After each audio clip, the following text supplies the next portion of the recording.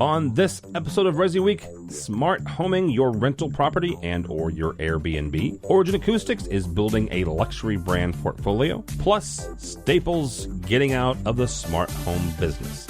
All that and more. Next on ResiWeek. The network for the AV industry. What are you listening to? This is AV. This is AVNation. This is AVNation. This is ResiWeek, episode 27, recorded Monday, August 8th, 2016. Wild, Wild West. ResiWeek is brought to you by our fine group of underwriters, companies like Access Networks.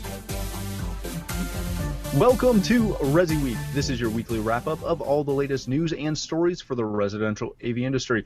I'm your host, Matt D. Scott for AVNation.tv. Today, I'm pleased to be joined by Jason Knott, the editor of CE Pro. Jason, how are you doing today? I'm doing great. Thanks for having me. Thank you so much for coming. Then we have the wonderful Delia Hansen, the VP of Marketing for Claret Controls. How are you? Great. Thanks for having me. Thanks for coming. And I'm joined by my partner in crime, Tim Albright, the founder of AVNation.tv, the poor soul who decided to give me my own show. I was coerced. You were. I have no other defense. Pretty much. Yeah. Nice. Anyways, let's jump right in with our first story coming to us from Residential Systems. It is the consumer tech spending confidence is hitting its 2016 peak. This story, as I said, comes to us from Residential Systems. It's showing that consumer confidence in technology spending keeps edging up, and in July it reached its highest peak of the year. What does this mean, Jason, for integrators? What should this show to integrators looking at this?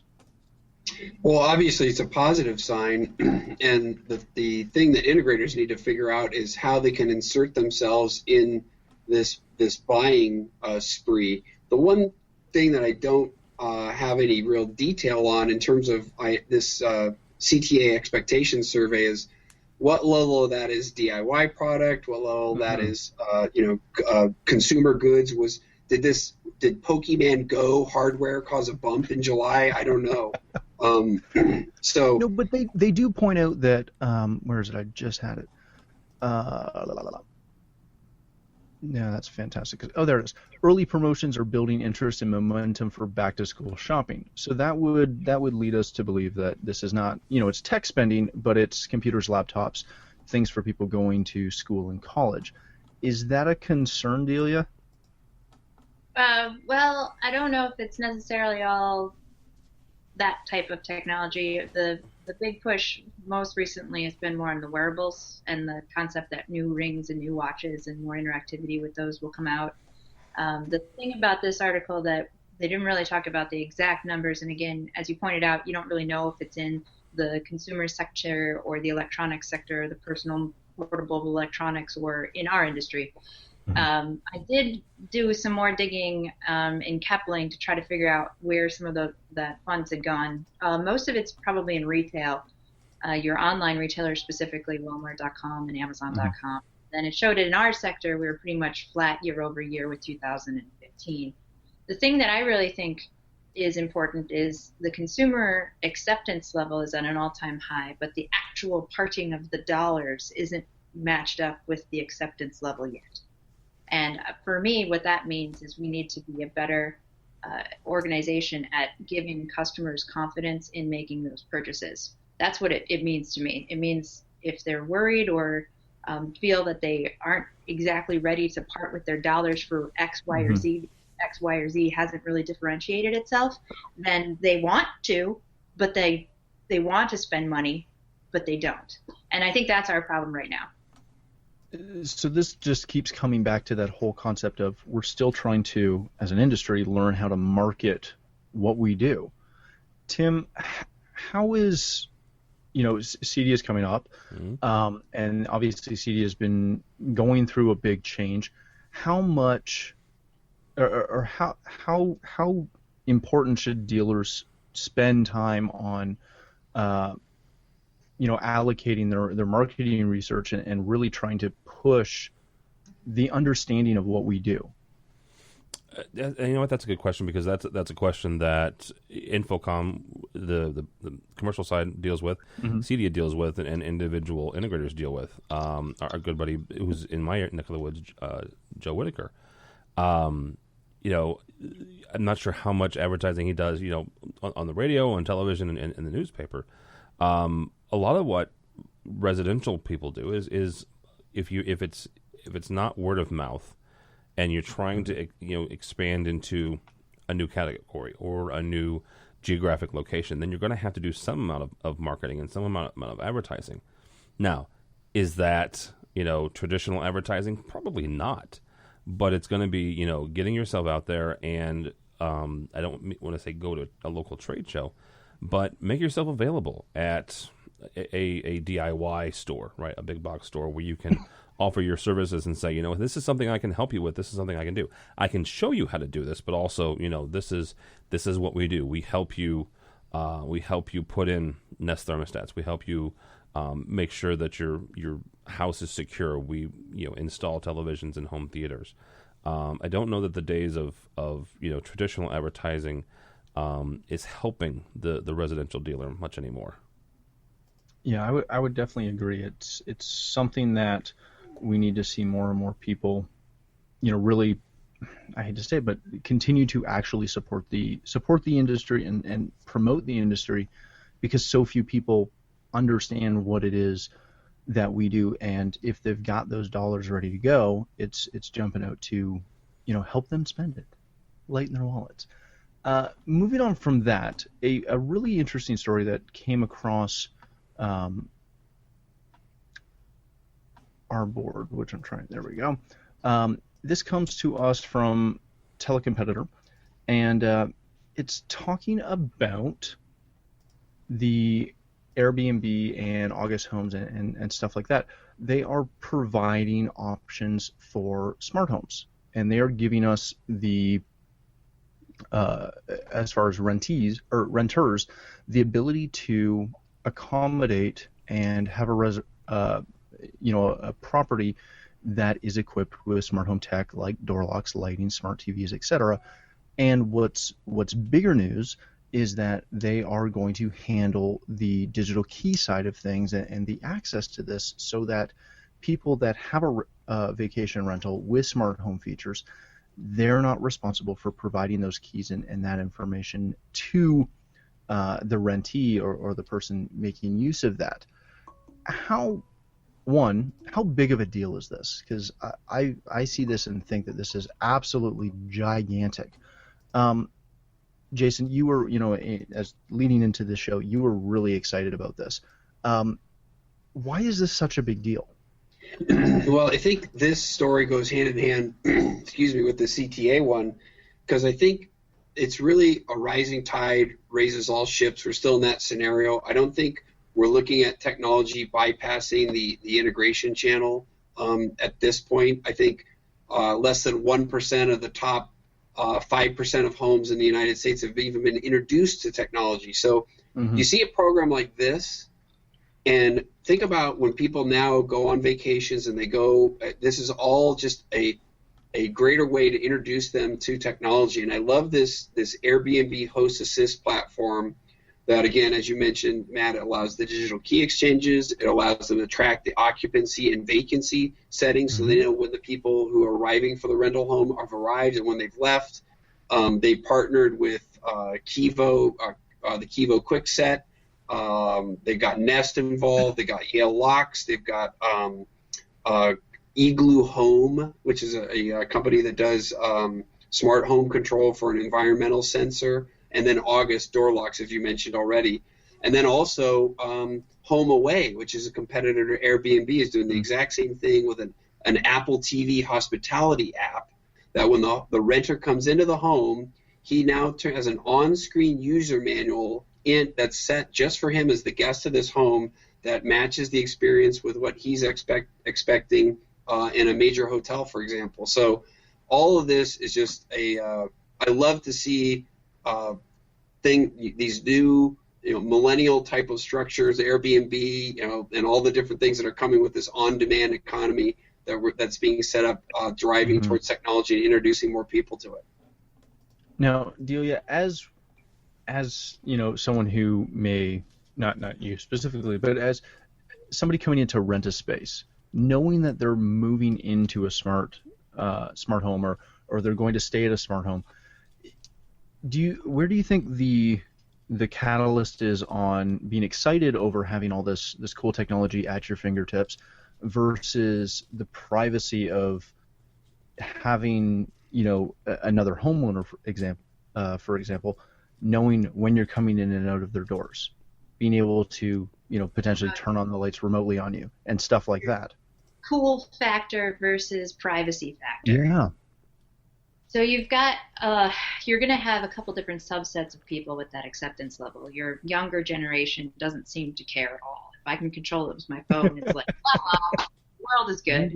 And then you've got an older generation who's very worried about it. The first question out of their mouth is, if there's a camera, can other people view it? And for some reason, the younger people, they don't care if other people are viewing their camera. It's like, that's not even a problem. That says something about our society, but we won't get into that right now. I think that what you're going to have are your basic security type questions. And then you're really going to probably get into ease of use. Right. A lot of times people's issues with things become subsided when it's so easy and it's so simple that you kind of are just like, well, it can't be that bad. If you're just doing thermostats, door locks, and some sensors where you can turn the thermostat off if no one's in the home and, get a notification that you've entered. This is not your personal property. You're renting it. Whatever privacy you feel you would have at a hotel, you expect to be able to take to an Airbnb. And I believe that's going to be your limitation there. I do have a question, though, as far as who's paying. Is this subsidized, basically? I don't know. It doesn't say it. I think it would come down to how much the users want to put it in. But again, if you are offering that smart TV, that door lock that they can unlock from their phone, they don't have to try and meet a stranger somewhere to get a key. I think most renters would be very excited about putting that kind of stuff in. So let me explain or relay a couple different stories about our AVNation's experience with Airbnb. Well, hey, don't jump the gun. Okay. I was gonna ask you the question. Okay. This isn't your show. You're It's right. my show. But yeah, no, Tim, going to you. We've traveled. We've used Airbnb a couple of times. We've had those weird random pick up the third rock from the left of the door and dig down 1.5 feet into the dirt and Wrapped pull out in aluminum foil. Yeah, aluminum foil key. Not making that up. Not at all, and only having one. Is this something that, again, we've used them. Is this something that just makes life easier for everybody? It does on two things, right? So the last 2 years at ISE, we've done Airbnb.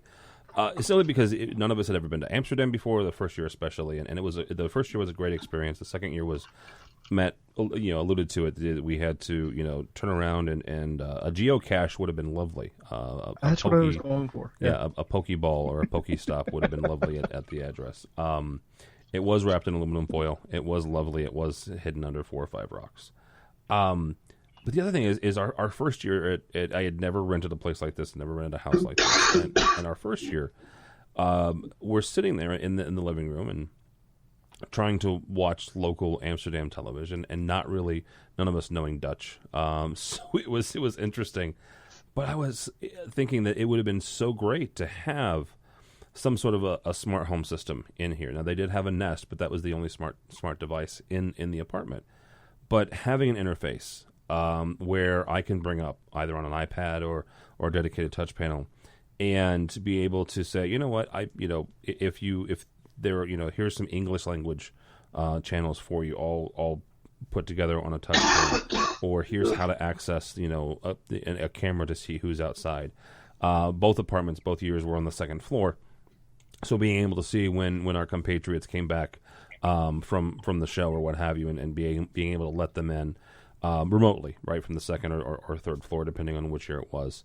All of that would be great. In addition to that, you as the homeowner, you have the ability to do that anywhere, right? The person that we rented from the second this past year in 2016, they were on vacation, so they had to enlist their neighbor, I think the upstairs neighbor, to let us in and let us in.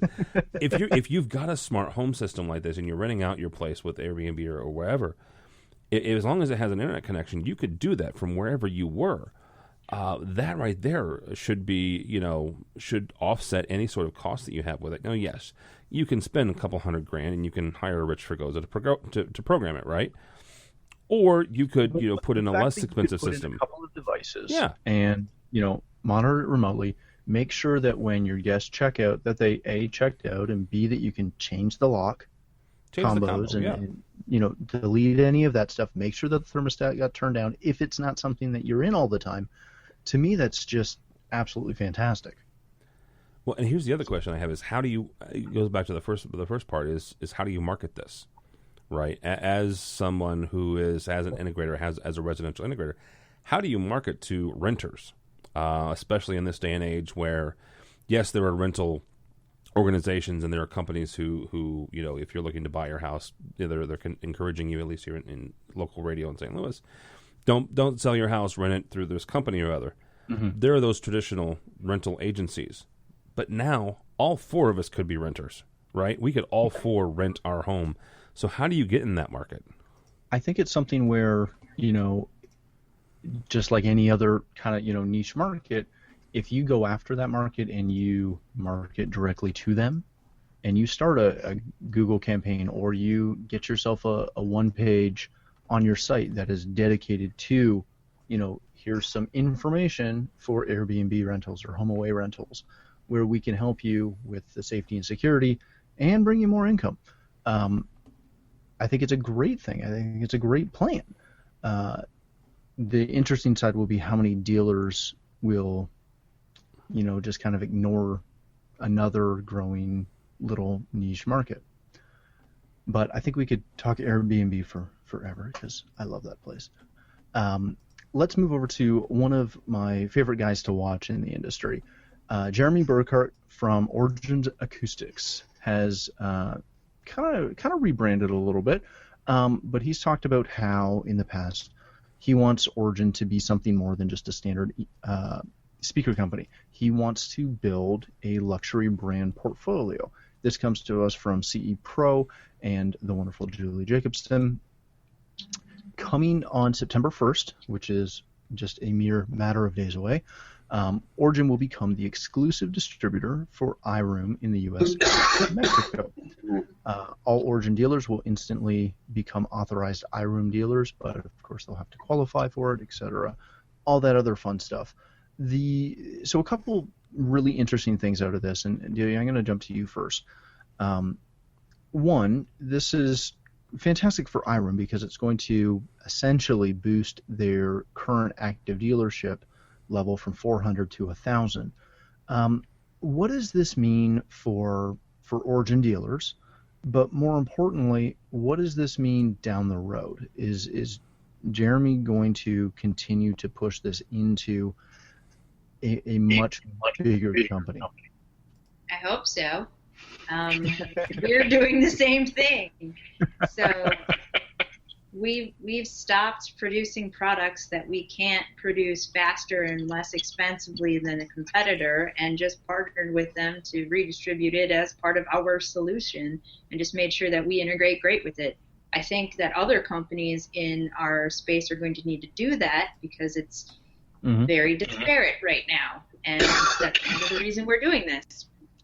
So I would love to see them take over the luxury space and be able to provide all of the things you need to have a complete system from one space, give the dealers an easy access point to it, keep a high level of quality behind their installations and certifications, and really make it easier for the dealer to make a sound choice. That's kind of it kind of echoes back from our first story where if consumers want to spend money, why aren't they? Well, because they don't feel confident in their decision. And when you have the manufacturer saying the same story as the dealer does, you now build 2 layers of confidence for a consumer. Very, very good. Preferably, Cedia would follow up with that and be the 3rd level of confidence for the consumer, and then you have the trifecta of people opening up their wallets and giving money for days. So that I don't know. like That's my money for hope. days. Money for days. You should send that to Cedia. I'm sure they'd like to hear it. Jason,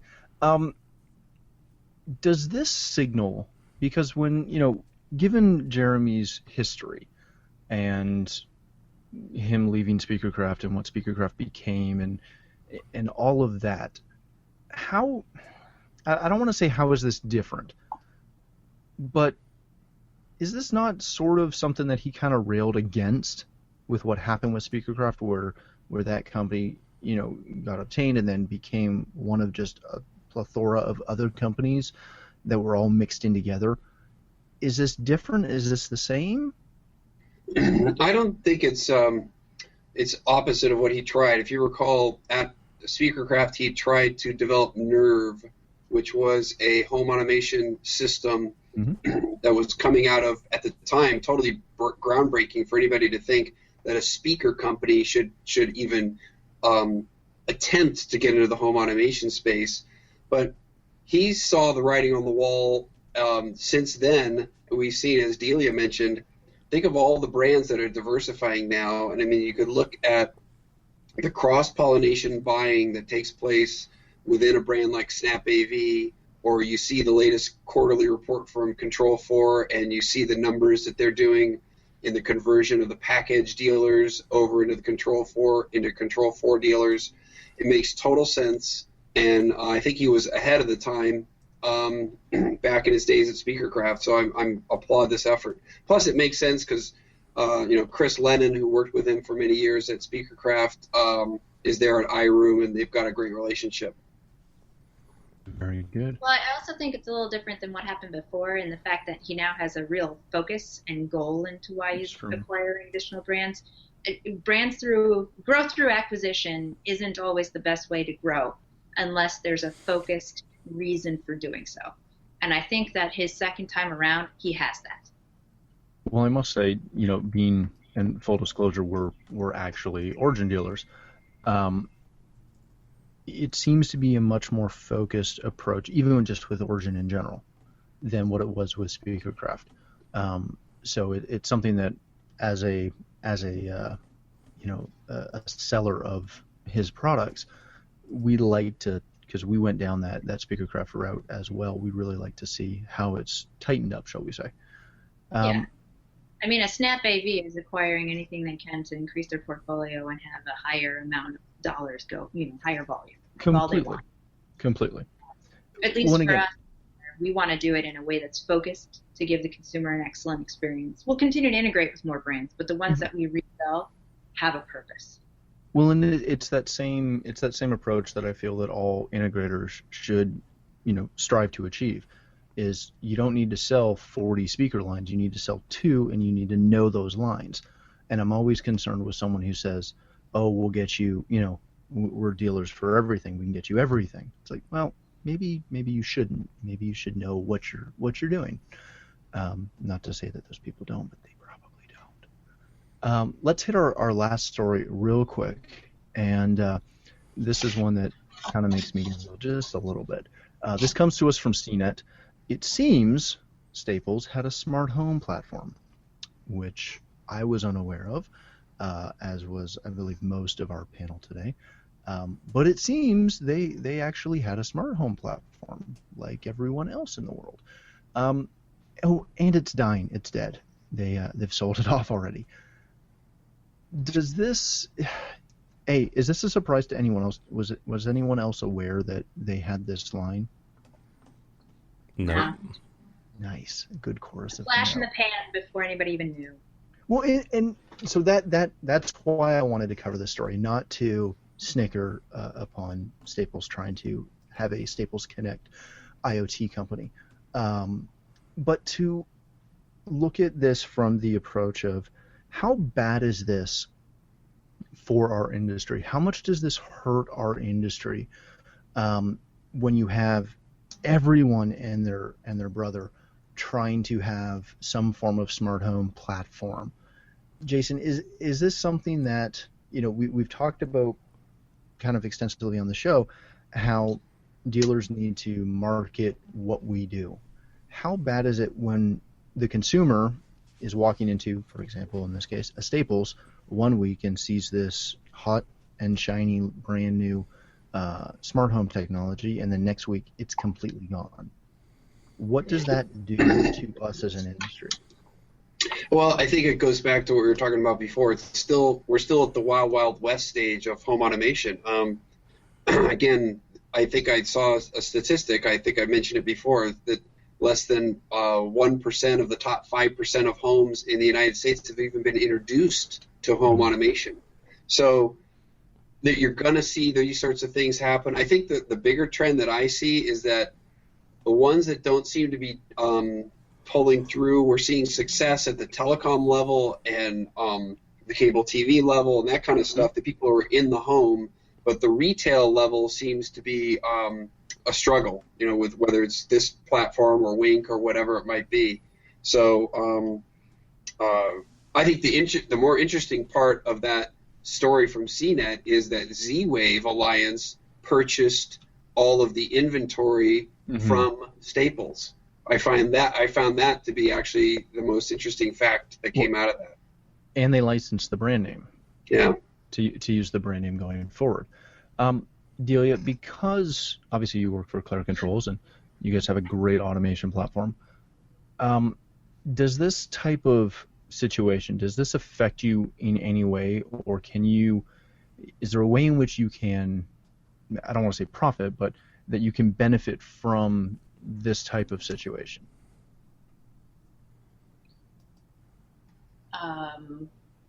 I would hate to say we're profiting from the demise of somebody else. Well, and then twice, I don't want to say that. That sounds so terrible. You put me at a loss for words even, and that's hard. It was a challenge, and I wanted to. Yes. I have noticed that of all of the products that tend to not be able to make it, it's the ones that attempt to unify other smart devices, the actual platforms. Mm-hmm. You don't really see the door locks going out of business because you've got an app, it controls a door lock. It does 7 different things. The customer gets it. It's the end of the story. It's when you try to combine them into an intelligent single system where you run into issues. And personally, I think that that's one of those come from another industry, think you're going to be able to make something happen because you've done it in some other world, and all you're going to do is apply the 6 things that you know need to be done in order for this to work, and then magically in the end you're going to have a fantastically successful product that gives the customer a wonderful experience because you've done it before. I think that's why nobody really, really major has come into our market space and said we found the answer.